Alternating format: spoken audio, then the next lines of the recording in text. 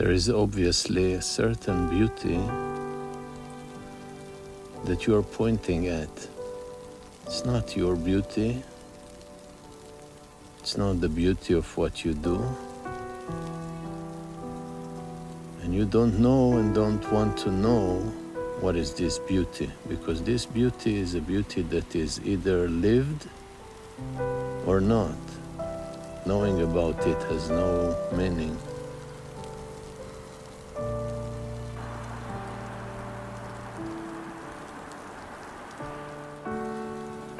Who are you trying to point?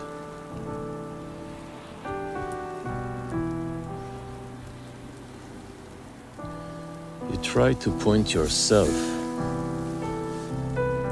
to the nature of yourself, and that nature speaks the language of this beauty.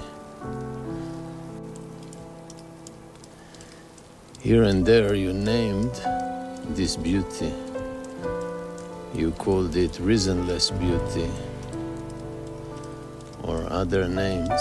It didn't help. It didn't leave any meaningful pointing. If at all, the best name is the beauty that is the most easy to ignore. That would be a good name. Because the fact is that that beauty is the most ignored beauty. Ignored. It's everywhere, it's in everything, it's for everyone. You cannot do anything with it, you cannot effectively talk about it. So the easiest is to ignore it. Now, the fact that for most of us there is no beauty in life doesn't seem to be shocking enough and critical enough to invoke the calling for this reasonless beauty.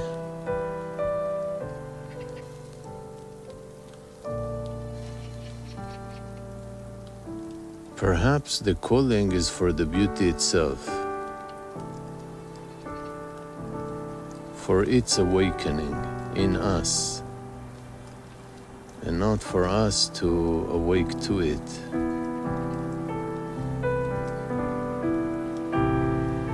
So do you call this beauty to awaken you in your life? And what would be the way to call for it? There is only one way, which is to live it, to let it live, be lived, not to believe it, not to turn it to imagination, talk about it, imagine, mystify, but to meet it. The more you meet that beauty, the more the calling to this beauty or the invitation to it is real. It's not imagined. If still you find meaning in names, it wouldn't be that wrong to call this beauty the unimagined.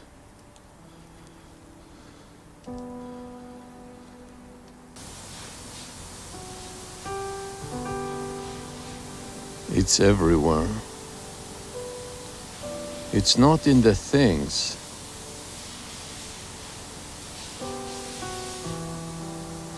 It's the things. It's not in you in the sense of a quality that you find. It's you, the nature of yourself, of your observation, the essence of what it is to learn, not knowing.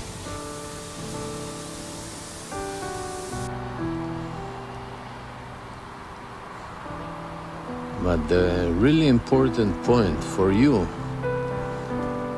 is that the more you listen to this description, the less you go out literally and find it. It's not in the words that are said, that is for sure. That is a fact.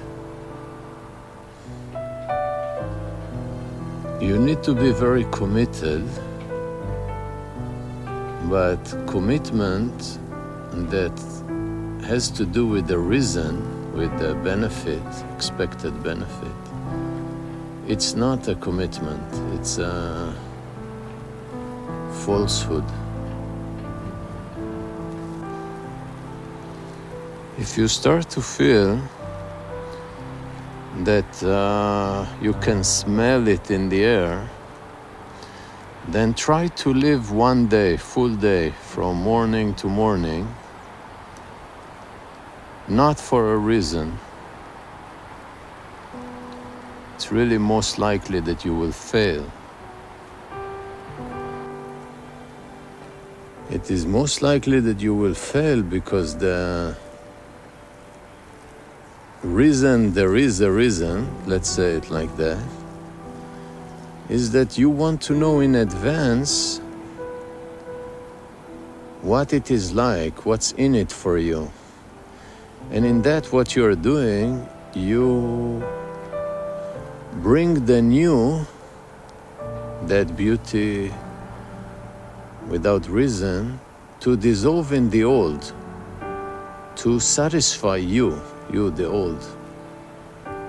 That which admit, hopefully, that it doesn't have that beauty. Instead of dissolving in that beauty, which means give up on a reason. Give up on knowing. Will you try a day without a reason, without a plan?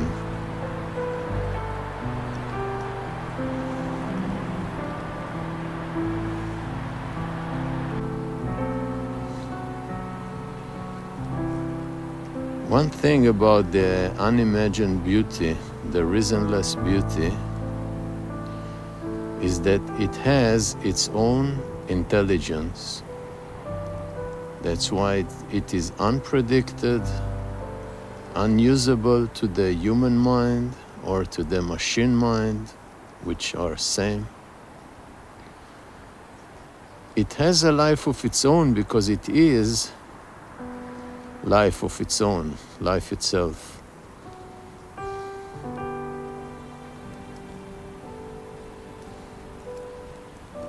You cannot be wrong with it.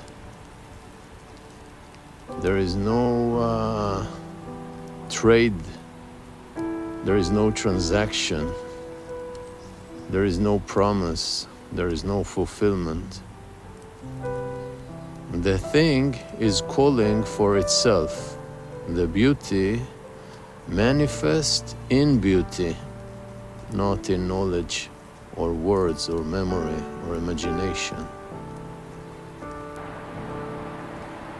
To be alive is a beautiful thing, but it's a beautiful thing only for one day. For more than that, it's already imagined. Memories, plans, hopes. There is no beauty in that.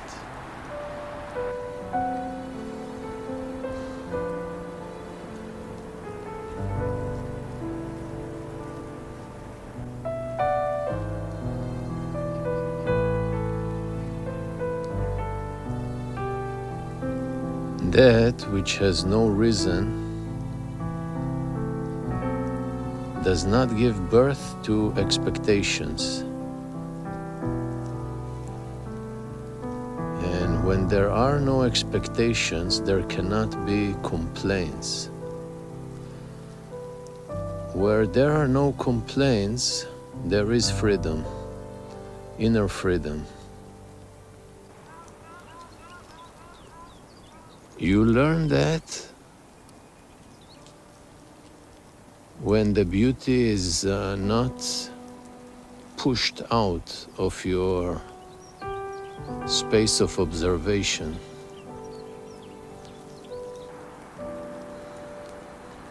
Not pushed out, meaning not imagined. The space of observation itself, not filled with imagination, description, and knowledge, is the unfoldment of the unimagined beauty in itself, by itself. The calling is answered in that.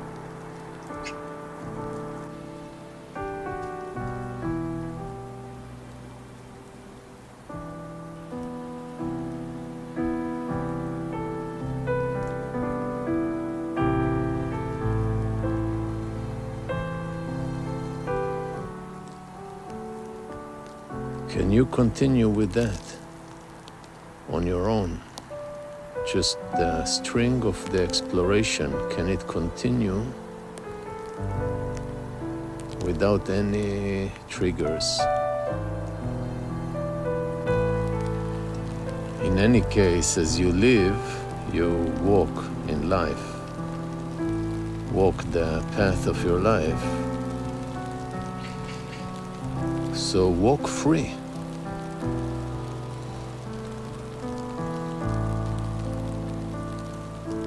Don't walk by the plan that was set for you, whether you know it or not, by you or by something else. Just walk free in your life and find out what it is all about, and if indeed there is beauty beyond reason, beyond limit. And last thing, which is probably most important, don't assume anything. For example, don't assume that I know what is this beauty. I don't. I don't need to know. I hope never to know.